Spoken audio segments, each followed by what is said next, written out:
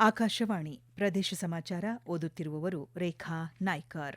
ಮುಖ್ಯಾಂಶಗಳು: ಪ್ರಧಾನಿ ನರೇಂದ್ರ ಮೋದಿ ನೇತೃತ್ವದ ಸರ್ಕಾರದ ಅವಧಿಯಲ್ಲಿ 3 ಕ್ಷೇತ್ರಗಳಲ್ಲಿ ಕ್ರಾಂತಿಕಾರಿ ಬದಲಾವಣೆ, ಕೇಂದ್ರ ಹಣಕಾಸು ಸಚಿವೆ ನಿರ್ಮಲಾ ಸೀತಾರಾಮನ್. ಮುಂಗಾರು ಹಂಗಾಮಿಗೆ ರಾಜ್ಯದ ರೈತರಿಗೆ ಸಾಕಷ್ಟು ಪ್ರಮಾಣದ ರಸಗೊಬ್ಬರ ಲಭ್ಯತೆ, ಕೇಂದ್ರ ಸಚಿವ ಪ್ರಹ್ಲಾದ್ ಜೋಶಿ. ಗೃಹಲಕ್ಷ್ಮಿ ಗೃಹಜ್ಯೋತಿ ಯೋಜನೆ ಮುಂದುವರಿಕೆ, ವದಂತಿಗಳಿಗೆ ಸಾರ್ವಜನಿಕರು ಕಿವಿಗೊಡಬಾರದು, ಮುಖ್ಯಮಂತ್ರಿ ಡಿಕೆ ಶಿವಕುಮಾರ್. ಬಿಡದಿ ಟೌನ್ಶಿಪ್ ವಿವಾದ, ರೈತರ ಪರ ಜೆಡಿಎಸ್ ಕಾನೂನು ಹೋರಾಟ, ಕೇಂದ್ರ ಸಚಿವ ಎಚ್ಡಿ ಕುಮಾರಸ್ವಾಮಿ. ಪ್ರಧಾನಿ ನರೇಂದ್ರ ಮೋದಿ ಸರ್ಕಾರವು 12 ವರ್ಷಗಳನ್ನು ಪೂರೈಸಿದ ಹಿನ್ನೆಲೆಯಲ್ಲಿ ಕೇಂದ್ರ ವಿತ್ತ ಸಚಿವೆ ನಿರ್ಮಲಾ ಸೀತಾರಾಮನ್ ಬೆಂಗಳೂರಿನಲ್ಲಿ ಇಂದು ಹಲವು ಕಾರ್ಯಕ್ರಮಗಳಲ್ಲಿ ಪಾಲ್ಗೊಂಡರು. ಬನ್ನಪ್ಪ ಗಾರ್ಡನ್ನಲ್ಲಿ ತಾಯಿಯ ಹೆಸರಿನಲ್ಲಿ 1 ಗಿಡ ಅಭಿಯಾನದ ಅಂಗವಾಗಿ ಗಿಡ ನೆಟ್ಟರು. ಮೈಸೂರು ಬ್ಯಾಂಕ್ ವೃತ್ತದ ಬಳಿ ಸ್ವಚ್ಛತಾ ಅಭಿಯಾನಕ್ಕೆ ಚಾಲನೆ ನೀಡಿ ಶ್ರಮದಾನದಲ್ಲಿ ಪಾಲ್ಗೊಂಡರು. ನಂತರ ದೇವನಹಳ್ಳಿಯಲ್ಲಿ ಬೆಂಗಳೂರು ಚೆನ್ನೈ ಎಕ್ಸ್‌ಪ್ರೆಸ್ ವೇಗೆ ಭೇಟಿ ನೀಡಿ ಮಾಧ್ಯಮ ಸಂವಾದದಲ್ಲಿ ಮಾತನಾಡಿದ ಸಚಿವೆ ನಿರ್ಮಲಾ ಸೀತಾರಾಮನ್, ಪ್ರಧಾನಿ ನರೇಂದ್ರ ಮೋದಿ ನೇತೃತ್ವದ ಎನ್ಡಿಎ ಸರ್ಕಾರ 12 ವರ್ಷ ಪೂರೈಸಿದ್ದು, ಈ ಅವಧಿಯಲ್ಲಿ ಪ್ರಮುಖ 3 ಕ್ಷೇತ್ರಗಳಲ್ಲಿ ಕ್ರಾಂತಿಕಾರಕ ಬದಲಾವಣೆಗಳಾಗಿವೆ ಎಂದರು. ಡಿಜಿಟಲ್ ಪಾವತಿಯಲ್ಲಿ ಗಮನಾರ್ಹ ರೀತಿಯಲ್ಲಿ ಬದಲಾವಣೆಯಾಗಿದೆ. ಸಣ್ಣ ರೈತರು ಕೂಡ ಯುಪಿಎ ಮೂಲಕ ಪಾವತಿಸುತ್ತಿದ್ದಾರೆ. ಕೋವಿಡ್ ಸಂಕಷ್ಟದ ಸಂದರ್ಭದಲ್ಲಿಯೂ ಡಿಜಿಟಲ್ ಪಾವತಿ ಹೆಚ್ಚಾಗಿತ್ತು ಎಂದು ತಿಳಿಸಿದರು. ಇನ್ನು ಮೂಲಸೌಕರ್ಯ ಅಭಿವೃದ್ಧಿಯಲ್ಲಿ ತ್ವರಿತಗತಿಯಲ್ಲಿ ಅಭಿವೃದ್ಧಿಯಾಗಿದೆ. ಅತ್ಯುತ್ತಮ ಗುಣಮಟ್ಟದ ರಸ್ತೆಗಳನ್ನು ನಿರ್ಮಿಸಲಾಗಿದೆ. ಬೆಂಗಳೂರು ಚೆನ್ನೈ ಎಕ್ಸ್‌ಪ್ರೆಸ್ ವೇಯಂತಹ ಯೋಜನೆಗಳು ಆರ್ಥಿಕ ಬೆಳವಣಿಗೆಯನ್ನು ವೇಗಗೊಳಿಸುವ ಮತ್ತು ನಾಗರಿಕರ ಜೀವನವನ್ನು ಸುಗಮಗೊಳಿಸುವಲ್ಲಿ ಪ್ರಧಾನಿ ನರೇಂದ್ರ ಮೋದಿ ಮತ್ತು ಎನ್ಡಿಎ ಸರ್ಕಾರದ ಬದ್ಧತೆಯನ್ನು ಪ್ರತಿಬಿಂಬಿಸುತ್ತವೆ ಎಂದರು. ಅಂತಿಮವಾಗಿ 2047ರ ಒಳಗೆ ವಿಕಸಿತ ಭಾರತ ಸಂಕಲ್ಪದ ಸಾಕಾರಕ್ಕೆ ಪ್ರಯತ್ನಿಸಲಾಗುತ್ತಿದೆ. ಇದರಲ್ಲಿ ದೇಶದ ಜನತೆಯ ಪಾತ್ರ ಮಹತ್ವದ್ದಾಗಿದೆ ಎಂದು ತಿಳಿಸಿದ್ದಾರೆ. ಜಾಗತಿಕ ಬಿಕ್ಕಟ್ಟಿನ ನಡುವೆಯೂ ಕೇಂದ್ರ ಸರ್ಕಾರ ರಾಜ್ಯದ ರೈತರಿಗಾಗಿ 2026ರ ಮುಂಗಾರು ಹಂಗಾಮಿಗೆ ಸಾಕಷ್ಟು ಪ್ರಮಾಣದ ರಸಗೊಬ್ಬರ ಲಭ್ಯತೆಯನ್ನು ಖಚಿತಪಡಿಸಿದೆ ಎಂದು ಕೇಂದ್ರ ಸಚಿವ ಪ್ರಹ್ಲಾದ್ ಜೋಶಿ ಹೇಳಿದ್ದಾರೆ. ಇರಾನ್ ಇಸ್ರೇಲ್ ಸಂಘರ್ಷ ಮತ್ತು ರಫ್ತು ಸವಾಲುಗಳ ಮಧ್ಯೆಯೂ ಕೇಂದ್ರ ಸರ್ಕಾರ ಮುಂಜಾಗ್ರತೆ ವಹಿಸಿದ್ದು, ದೇಶೀಯವಾಗಿ ಯೂರಿಯಾ ಉತ್ಪಾದನೆ ಹೆಚ್ಚಿಸಿದೆ. ಅಲ್ಲದೆ ಆಮದನ್ನು ಸಹ ಸರಿಯಾಗಿ ನಿಭಾಯಿಸಲಾಗುತ್ತಿದೆ ಎಂದು ಅವರು ಮಾಹಿತಿ ನೀಡಿದ್ದಾರೆ. ರಾಜ್ಯದಲ್ಲಿ ಸಮರ್ಪಕ ರಸಗೊಬ್ಬರ ಲಭ್ಯತೆ ಇದೆ. ಮುಂಗಾರು ಹಂಗಾಮಿಗೂ ಮುನ್ನವೇ ರಾಜ್ಯಕ್ಕೆ ಅಗತ್ಯಕ್ಕಿಂತ ಹೆಚ್ಚಿನ ಪ್ರಮಾಣದ ರಸಗೊಬ್ಬರವನ್ನು ಪೂರೈಸಲಾಗಿದೆ ಎಂದು ತಿಳಿಸಿದ್ದಾರೆ. ಪ್ರಧಾನಿ ನರೇಂದ್ರ ಮೋದಿ ನೇತೃತ್ವದ ಕೇಂದ್ರ ಸರ್ಕಾರ ರೈತರ ಹಿತ ಕಾಯಲು ಬದ್ಧವಾಗಿದೆ. ಹಾಗೆಯೇ ರಾಜ್ಯಾದ್ಯಂತ ಸಾಕಷ್ಟು ಅಗತ್ಯ ಪ್ರಮಾಣದ ರಸಗೊಬ್ಬರ ಲಭ್ಯತೆಗೆ ಕ್ರಮ ಕೈಗೊಳ್ಳಲಾಗಿದೆ ಎಂದು ಅವರು ಸ್ಪಷ್ಟಪಡಿಸಿದರು. ರಾಜ್ಯ ಸರ್ಕಾರದ ಮಹತ್ವಾಕಾಂಕ್ಷೆಯ ಗೃಹಲಕ್ಷ್ಮಿ ಹಾಗೂ ಗೃಹಜ್ಯೋತಿ ಯೋಜನೆಗಳನ್ನು ಯಾವುದೇ ಕಾರಣಕ್ಕೂ ನಿಲ್ಲಿಸುವುದಿಲ್ಲ. ಈ ಬಗೆಗಿನ ವದಂತಿಗಳಿಗೆ ಸಾರ್ವಜನಿಕರು ಕಿವಿಗೊಡಬಾರದು ಎಂದು ಮುಖ್ಯಮಂತ್ರಿ ಡಿಕೆ ಶಿವಕುಮಾರ್ ಹೇಳಿದ್ದಾರೆ. ಕೆಲವರು ಮೃತಪಟ್ಟವರ ಹೆಸರಿನಲ್ಲಿ ನಕಲಿ ದಾಖಲೆ ಸೃಷ್ಟಿಸಿ ಖಾತೆ ತೆರೆದು ಯೋಜನೆಯ ಲಾಭ ಪಡೆಯುತ್ತಿದ್ದಾರೆ. ಹೀಗಾಗಿ ಗ್ಯಾರಂಟಿ ಯೋಜನೆ ಫಲಾನುಭವಿಗಳ ದೃಢೀಕರಣಕ್ಕಾಗಿ ಅವರ ಹೆಸರು, ವಿಳಾಸ, ಖಾತೆ ನಂಬರ್ ಖಚಿತಪಡಿಸಿಕೊಳ್ಳಲು ಮತ್ತೆ ಅರ್ಜಿ ಸಲ್ಲಿಸಲು ಹೇಳಲಾಗಿದೆ ಹೊರತು ಯಾವುದೇ ಕಾರಣಕ್ಕೂ ಯೋಜನೆ ನಿಲ್ಲಿಸುವುದಿಲ್ಲ ಎಂದು ಹೇಳಿಕೆಯಲ್ಲಿ ಮುಖ್ಯಮಂತ್ರಿ ಸ್ಪಷ್ಟಪಡಿಸಿದ್ದಾರೆ. ಎಲ್ಲಾ ಖಾತ್ರಿ ಯೋಜನೆಗಳು 100% ಮುಂದುವರಿಯುತ್ತವೆ. ಯಾರೂ ಆತಂಕ ಪಡುವ ಅವಶ್ಯಕತೆ ಇಲ್ಲ ಎಂದು ಮುಖ್ಯಮಂತ್ರಿ ತಿಳಿಸಿದ್ದಾರೆ. ಕೇಂದ್ರ ಸರ್ಕಾರ ದಕ್ಷಿಣ ಕನ್ನಡ ಜಿಲ್ಲೆಯ ಗ್ರಾಮೀಣ ಹಾಗೂ ನಗರ ಪ್ರದೇಶಗಳ ರಸ್ತೆಗಳ ಸುಧಾರಣೆಗೆ ಆಡಳಿತಾತ್ಮಕ ಅನುಮೋದನೆ ನೀಡಿದ್ದು, ಒಟ್ಟು 57 ಕೋಟಿ ರೂಪಾಯಿ ವೆಚ್ಚದ ಅಭಿವೃದ್ಧಿ ಯೋಜನೆಗೆ ಅನುದಾನ ಮಂಜೂರು ಆಗಿದೆ ಎಂದು ದಕ್ಷಿಣ ಕನ್ನಡ ಸಂಸದ ಕ್ಯಾಪ್ಟನ್ ಬ್ರಿಜೇಶ್ ಚೌಟ ತಿಳಿಸಿದ್ದಾರೆ. ಈ ಯೋಜನೆಯಡಿ ದಕ್ಷಿಣ ಕನ್ನಡ ಜಿಲ್ಲೆಯಾದ್ಯಂತ ಒಟ್ಟು 14 ಪ್ರಮುಖ ಕಾಮಗಾರಿ ಮೂಲಕ ವಿವಿಧೆಡೆ ಒಟ್ಟು 82.94 ಕಿಲೋಮೀಟರ್ ಉದ್ದದ ರಸ್ತೆ ಅಭಿವೃದ್ಧಿಪಡಿಸಲಾಗುವುದು.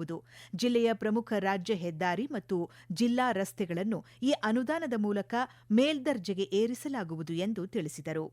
ಮಂಗಳೂರು, ಉಳ್ಳಾಲ, ಮೂಡಬಿದರೆ, ಪುತ್ತೂರು, ಬಂಟ್ವಾಳ ಸೇರಿದಂತೆ ಎಲ್ಲಾ ತಾಲೂಕುಗಳಲ್ಲಿಯೂ ನಿಗದಿತ ರಸ್ತೆಗಳ ಅಭಿವೃದ್ಧಿ ಕಾಮಗಾರಿಯನ್ನು ಕೈಗೆತ್ತಿಕೊಳ್ಳಲಾಗುವುದು ಎಂದು ಸಂಸದರು ಮಾಹಿತಿ ನೀಡಿದ್ದಾರೆ.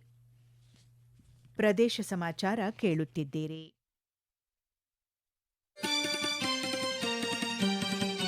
ನಮ್ಮ ಎಲ್ಲಾ ರಾಷ್ಟ್ರೀಯ ವಾರ್ತೆಗಳು ಹಾಗೂ ಪ್ರದೇಶ ಸಮಾಚಾರ ಈಗ ಆಕಾಶವಾಣಿ ನ್ಯೂಸ್ ಕನ್ನಡ ಯೂಟ್ಯೂಬ್ ಚಾನೆಲ್ನಲ್ಲಿ ಲಭ್ಯ. ನಮ್ಮ ಎಕ್ಸ್ ಖಾತೆ ಮತ್ತು ಇನ್ಸ್ಟಾಗ್ರಾಂ ಖಾತೆ ಆಕಾಶವಾಣಿ ನ್ಯೂಸ್ ಕನ್ನಡ. ಹೆಚ್ಚಿನ ಮಾಹಿತಿಗಾಗಿ ನಮ್ಮ ಫೇಸ್ಬುಕ್ ಖಾತೆ AIR ಕನ್ನಡ ನ್ಯೂಸ್ ಅನುಸರಿಸಿ. ಮಾಹಿತಿಯ ಹೂರಣ ವಾರದ ಕಾರ್ಯಕ್ರಮ ಪ್ರಚಲಿತ ವಿದ್ಯಮಾನ ಪ್ರತಿ ಬುಧವಾರ 9:15ಕ್ಕೆ.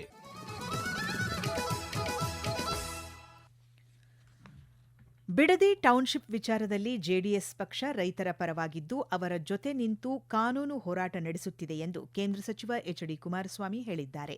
ಯಾವುದೇ ಯೋಜನೆ ಕೈಗೊಳ್ಳುವ ಮುನ್ನ ರೈತರ ಒಪ್ಪಿಗೆ ಪಡೆಯಬೇಕು. ಅದನ್ನು ಮಾಡದೆ ಸರ್ಕಾರ ರೈತರನ್ನು ಹತ್ತಿಕ್ಕುವ ಕೆಲಸ ಮಾಡುತ್ತಿದೆ ಎಂದು ಅಸಮಾಧಾನ ವ್ಯಕ್ತಪಡಿಸಿದ್ದಾರೆ. ಬೆಂಗಳೂರು ಅಭಿವೃದ್ಧಿಗೆ ಯಾವುದೇ ಉಪಯೋಗವಾಗದ ಈ ಯೋಜನೆಯನ್ನು ಮುಖ್ಯಮಂತ್ರಿ ತಮ್ಮ ಸ್ವಾರ್ಥಕ್ಕಾಗಿ ಬಳಸಿಕೊಳ್ಳಲು ಯತ್ನಿಸಿದ್ದಾರೆ ಎಂದು ಆರೋಪಿಸಿದ ಕುಮಾರಸ್ವಾಮಿ, ಜೆಡಿಎಸ್ ರೈತರ ಪರವಾಗಿದ್ದು ಅವರ ಜೊತೆ ನಿಂತು ಕಾನೂನು ಹೋರಾಟ ನಡೆಸಲಿದೆ ಎಂದು ತಿಳಿಸಿದರು. ಇದೇ 21ರಂದು ಹಮ್ಮಿಕೊಳ್ಳಲಾಗಿರುವ 12ನೇ ಅಂತಾರಾಷ್ಟ್ರೀಯ ಯೋಗ ದಿನಾಚರಣೆಯನ್ನು ಜಿಲ್ಲೆಯಲ್ಲಿ ಅತ್ಯಂತ ಅರ್ಥಪೂರ್ಣವಾಗಿ ಆಚರಿಸಲು ಅಗತ್ಯ ಕ್ರಮ ಕೈಗೊಳ್ಳಬೇಕು ಎಂದು ಜಿಲ್ಲಾಧಿಕಾರಿ ಜಿಎಂ ಗಂಗಾಧರ ಸ್ವಾಮಿ ಅಧಿಕಾರಿಗಳಿಗೆ ಸೂಚನೆ ನೀಡಿದ್ದಾರೆ. ನಗರದ ಜಿಲ್ಲಾಧಿಕಾರಿ ಕಚೇರಿ ಸಭಾಂಗಣದಲ್ಲಿ ಆಯೋಜಿಸಿದ್ದ ಯೋಗ ದಿನಾಚರಣೆಯ ಪೂರ್ವಭಾವಿ ಸಭೆಯ ಅಧ್ಯಕ್ಷತೆ ವಹಿಸಿ ಮಾತನಾಡಿದ ಅವರು, ಸ್ಥಳೀಯ ಪೊಲೀಸ್ ಕ್ರೀಡಾಂಗಣದಲ್ಲಿ ಖ್ಯಾತ ಯೋಗಪಟು ಮುರಳಿ ಯೋಗಾಸನಗಳ ಮಾರ್ಗದರ್ಶನ ನೀಡಲಿದ್ದಾರೆ. ಜಿಲ್ಲೆಯ ಎಲ್ಲಾ ಇಲಾಖೆಗಳ ಅಧಿಕಾರಿಗಳು ಮತ್ತು ಸಿಬ್ಬಂದಿ ಕಡ್ಡಾಯವಾಗಿ ಭಾಗವಹಿಸಬೇಕು ಎಂದು ತಿಳಿಸಿದ್ದಾರೆ. ಪ್ರಧಾನಮಂತ್ರಿ ಆವಾಸ್ ಯೋಜನೆಯಡಿ ವಿಜಯಪುರ ಜಿಲ್ಲೆಯಲ್ಲಿ 2024-25ನೇ ಸಾಲಿನಲ್ಲಿ 28,055 ಮನೆಗಳನ್ನು ಮಂಜೂರು ಮಾಡಲಾಗಿದೆ. ಸರ್ವರಿಗೂ ಸೂರು ಎನ್ನುವ ಧ್ಯೇಯ ಉದ್ದೇಶದೊಂದಿಗೆ ಆರಂಭವಾದ ಯೋಜನೆ ವಿಜಯಪುರ ಜಿಲ್ಲೆಯಲ್ಲಿ ಸಮರ್ಪಕವಾಗಿ ಅನುಷ್ಠಾನಗೊಂಡಿದ್ದು, ಇದರ ಬಗ್ಗೆ ಜಿಲ್ಲಾ ಪಂಚಾಯಿತಿ ಮುಖ್ಯ ಯೋಜನಾಧಿಕಾರಿ ಚಂದ್ರಕಾಂತ್ ಕುಂಬಾರ್ ಆಕಾಶವಾಣಿಯೊಂದಿಗೆ ಮಾಹಿತಿಯನ್ನು ಹಂಚಿಕೊಂಡಿದ್ದಾರೆ. ಭಾರತೀಯ ವಿಮಾನ ನಿಲ್ದಾಣ ಪ್ರಾಧಿಕಾರ ನಾಳೆ ದೇಶಾದ್ಯಂತ ಯಾತ್ರಾ ಸುವಿಧಾ ದಿವಸ್ ಆಚರಿಸುತ್ತಿದ್ದು, ಬೆಳಗಾವಿಯ ಸಾಂಬ್ರಾ ವಿಮಾನ ನಿಲ್ದಾಣದಲ್ಲಿ ಜಾನಪದ ನೃತ್ಯ, ಗಾಯನ, ರಕ್ತದಾನ ಶಿಬಿರ, ಉಚಿತ ವೈದ್ಯಕೀಯ ಚಿಕಿತ್ಸೆ, ವಿವಿಧ ಕಾರ್ಯಕ್ರಮಗಳನ್ನು ಆಯೋಜಿಸಲಾಗಿದೆ ಎಂದು ಬೆಳಗಾವಿ ವಿಮಾನ ನಿಲ್ದಾಣ ನಿರ್ದೇಶನ ಎಸ್. ತ್ಯಾಗರಾಜ್ ತಿಳಿಸಿದ್ದಾರೆ. ಕಳೆದ 12 ವರ್ಷಗಳಲ್ಲಿ ಉತ್ತರ ಕರ್ನಾಟಕದ ಆರ್ಥಿಕ ಹಾಗೂ ವಾಯುಯಾನ ತರಬೇತಿಗೆ ಪ್ರಮುಖ ಕೇಂದ್ರವಾಗಿ ಬೆಳೆದು ಬಂದಿರುವ ಬೆಳಗಾವಿ ವಿಮಾನ ನಿಲ್ದಾಣ ಅನೇಕ ಭವಿಷ್ಯದ ಅಭಿವೃದ್ಧಿ ಯೋಜನೆಗಳನ್ನು ಹಾಕಿಕೊಳ್ಳಲಾಗಿದೆ ಎಂದು ತ್ಯಾಗರಾಜ್ ಆಕಾಶವಾಣಿಗೆ ಮಾಹಿತಿ ನೀಡಿದ್ದಾರೆ.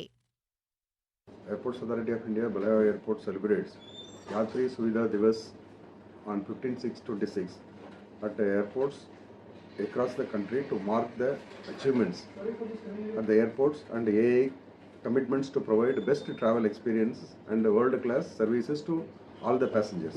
Having successfully operated numerous routes under Udan RCA scheme to 13 cities historically like Ahmedabad, Jaipur, Mumbai, Indore, Jodhpur, Jaipur, Kadapa, Mysore, Nagpur, Nasik, Pune, Surat and Tirupati, the airport now features stable daily commercial connectivity to 5 major economic centers.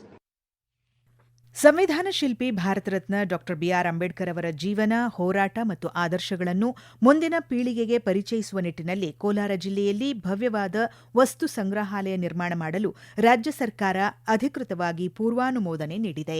ಇನ್ನು ಹವಾವರ್ತಮಾನ. ರಾಜ್ಯದ ದಕ್ಷಿಣ ಒಳನಾಡು ಮತ್ತು ಕರಾವಳಿ ಭಾಗದಲ್ಲಿ ನೈಋತ್ಯ ಮುಂಗಾರು ಸಾಮಾನ್ಯವಾಗಿತ್ತು. ಕರಾವಳಿಯ ಹಲವೆಡೆ ಮತ್ತು ಒಳನಾಡಿನ ಕೆಲವು ಸ್ಥಳಗಳಲ್ಲಿ ಮಳೆಯಾಗಿದೆ. ಬ್ರಹ್ಮಾವರದಲ್ಲಿ 8, ಉಡುಪಿಯಲ್ಲಿ 7, ಕುಂದಾಪುರದಲ್ಲಿ 6 ಸೆಂಟಿಮೀಟರ್ ಮಳೆಯಾಗಿದೆ. ಮುಂದಿನ 24 ಗಂಟೆಗಳಲ್ಲಿ ರಾಜ್ಯದ ಉತ್ತರ ಒಳನಾಡಿನ ಒಂದೆರಡು ಕಡೆ, ದಕ್ಷಿಣ ಒಳನಾಡು ಮತ್ತು ಕರಾವಳಿಯಾದ್ಯಂತ ಹೆಚ್ಚಿನ ಸ್ಥಳಗಳಲ್ಲಿ ಮಳೆ ಸಾಧ್ಯತೆ. ಕಲಬುರಗಿಯಲ್ಲಿ 38 ಸೆಲ್ಸಿಯಸ್ ಗರಿಷ್ಠ ತಾಪಮಾನ ದಾಖಲಾಗಿತ್ತು. ಬೆಂಗಳೂರು ಸುತ್ತಮುತ್ತ ಸಾಮಾನ್ಯವಾಗಿ ಮೋಡ ಕವಿದ ವಾತಾವರಣ. ಒಂದೆರಡು ಸ್ಥಳಗಳಲ್ಲಿ ಗುಡುಗು ಸಹಿತ ಭಾರೀ ಮಳೆ ಸಾಧ್ಯತೆ. ಗರಿಷ್ಠ 29, ಕನಿಷ್ಠ 21 ಡಿಗ್ರಿ ಸೆಲ್ಸಿಯಸ್ ತಾಪಮಾನ ಸಂಭವ. ಕೊನೆಯಲ್ಲಿ ಮತ್ತೊಮ್ಮೆ ಮುಖ್ಯಾಂಶಗಳು. ಪ್ರಧಾನಿ ನರೇಂದ್ರ ಮೋದಿ ನೇತೃತ್ವದ ಸರ್ಕಾರದ ಅವಧಿಯಲ್ಲಿ 3 ಕ್ಷೇತ್ರಗಳಲ್ಲಿ ಕ್ರಾಂತಿಕಾರಿ ಬದಲಾವಣೆ, ಕೇಂದ್ರ ಹಣಕಾಸು ಸಚಿವೆ ನಿರ್ಮಲಾ ಸೀತಾರಾಮನ್. ಮುಂಗಾರು ಹಂಗಾಮಿಗೆ ರಾಜ್ಯದ ರೈತರಿಗೆ ಸಾಕಷ್ಟು ಪ್ರಮಾಣದ ರಸಗೊಬ್ಬರ ಲಭ್ಯತೆ, ಕೇಂದ್ರ ಸಚಿವ ಪ್ರಹ್ಲಾದ್ ಜೋಶಿ. ಗೃಹಲಕ್ಷ್ಮಿ ಗೃಹಜ್ಯೋತಿ ಯೋಜನೆ ಮುಂದುವರಿಕೆ, ವದಂತಿಗಳಿಗೆ ಸಾರ್ವಜನಿಕರು ಕಿವಿಗೊಡಬಾರದು, ಮುಖ್ಯಮಂತ್ರಿ ಡಿಕೆ ಶಿವಕುಮಾರ್. ಬಿಡದಿ ಟೌನ್ಶಿಪ್ ವಿವಾದ, ರೈತರ ಪರ ಜೆಡಿಎಸ್ ಕಾನೂನು ಹೋರಾಟ, ಕೇಂದ್ರ ಸಚಿವ ಎಚ್.ಡಿ. ಕುಮಾರಸ್ವಾಮಿ. ಇಲ್ಲಿಗೆ ಪ್ರದೇಶ ಸಮಾಚಾರ ಮುಗಿಯಿತು. ನಮ್ಮ ಮುಂದಿನ ವಾರ್ತಾ ಪ್ರಸಾರ 7:35ಕ್ಕೆ.